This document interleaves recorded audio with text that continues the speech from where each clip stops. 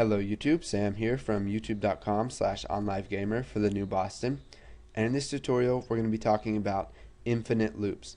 Now you're not going to be learning any code in this tutorial. I'm just going to be teaching you about something that is somewhat common and something that you need to stay away from when you're programming. So let's go ahead and create a new project. Make sure you have selected console application, and we will just call this infinite loops.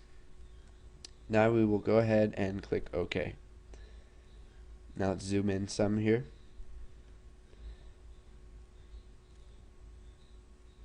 Okay, so basically what an infinite loop is it's a loop that's going to run forever and it's never going to stop. Now I'll go ahead and show you an example of an infinite loop. So we can go ahead and declare a variable right here, dim num1 as integer, and we'll set it equal to 10. Now we're not actually going to use that right now, but I will show you a different example of an infinite loop. So we'll just type do, and we're just going to loop while true. So basically what this means is that it's going to loop forever because it's always true. There's no variable right here. There's nothing that could possibly equal false. It's always going to equal true, and by it there's nothing specified, so it's always going to be true and it's going to loop forever. Now that might be a little confusing, but it's just for the sake of an example. So we'll just do console.writeLine. Let's just do onlivegamer. And now if we go ahead and run this, you can see that it prints onlivegamer over and over and over again. Now you can see that it doesn't look like there's anything wrong with my program. It's running actually quite smoothly and fast, but that is all thanks to the .NET garbage collector. Now basically what the .NET garbage collector does is it cleans up old resources that you aren't using anymore in your program, and it keeps it running smoothly, and it keeps it from hogging all of your computer's resources. And it's doing a very good job of cleaning up all the stuff left behind by this infinite loop, and it's not going to crash the program.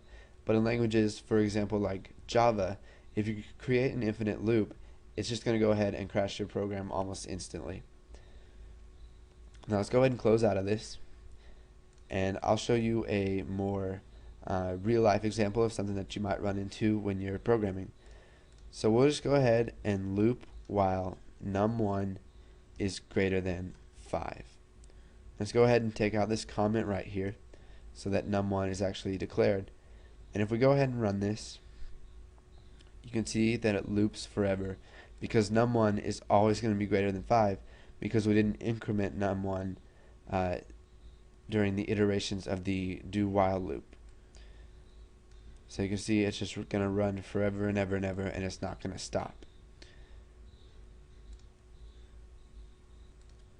Now we can also just take this statement right here and move it back up here at the top, and it'll still create an infinite loop, and it's just going to loop forever.